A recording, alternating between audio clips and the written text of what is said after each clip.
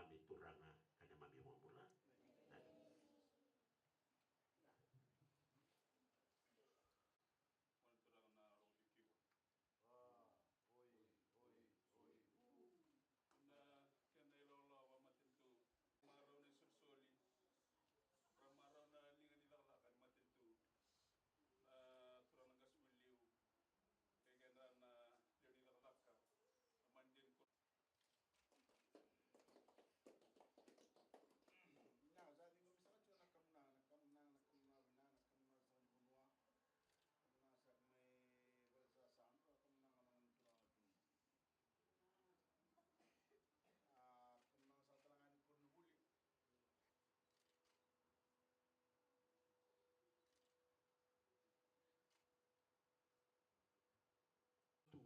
Yan nawalis. Yan day. Dapat binibinaka. Ninta sa raihira. Kantarongo sa talanga na non rebosa. May nandalingan. Isa na turali bunwa. Iwal sa san turang na tinubulyo. Naman turang na talan itu na turang na marama. Wali buli ni na komite ni korin buli.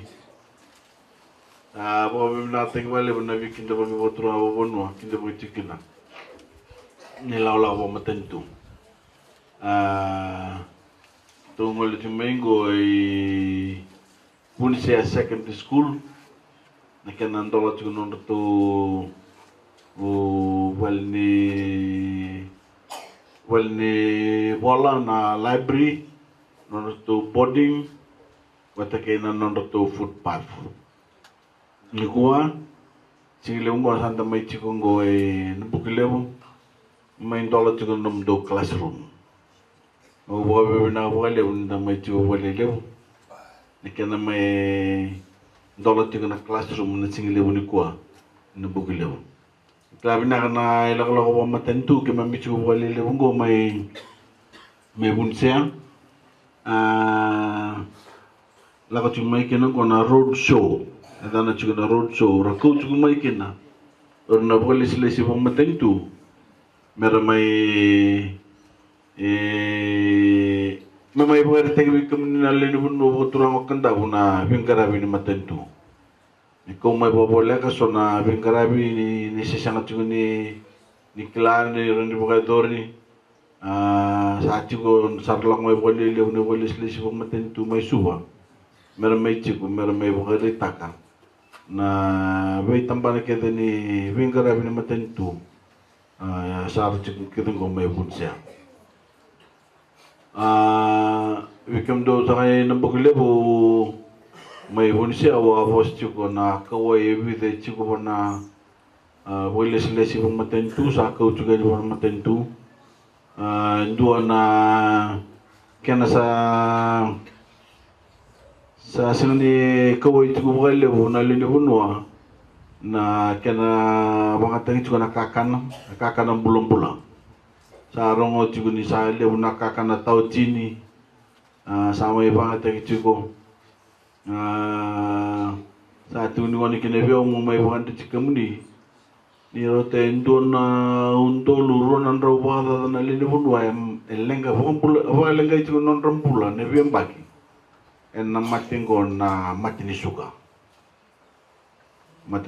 basi ke mai na nonda singni lewa bina kana kanda kenia wambimbi na kakana tau chini lebono wai awai nguli lebe chiku na ika o tana roro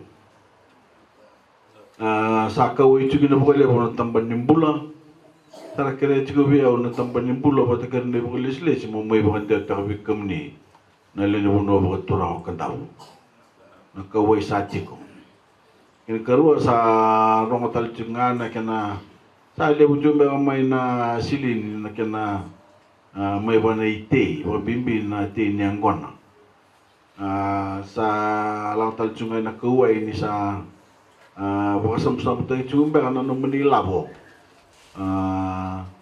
sarala ko mo lele buna doni bangke mera mai vital no kemuni na kana maro na no menilabo wabimbi na kana Maro nei lavo me roni tau te kina sono ni business la lai. Me kuri chigo ni huru ni lavo be kumni innovation. Asambanga na ka wai ruai tiko. Uwa be na wale me ta mai tu wale lewu. Sa kena ngono sa talanga go musa ngusundo kena wale sile so matentu. Wa be berto tambane tamba di wuli. Musa mai dola kin na non to ko ni wuli. Na wale lewu.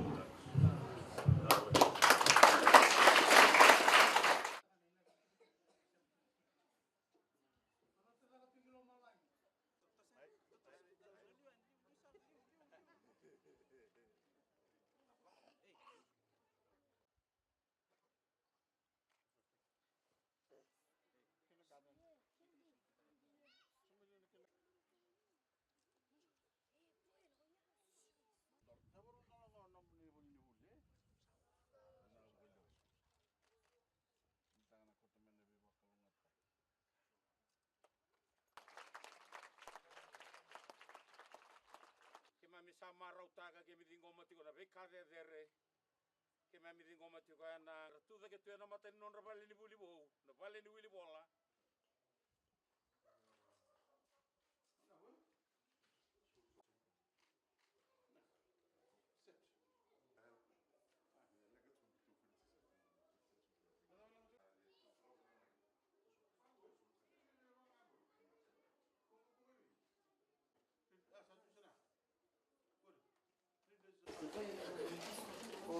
For the past 1 Friday.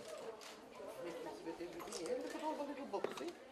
All the nice books. The teacher will read your books every day. See all the pictures? Okay? Enjoy your books.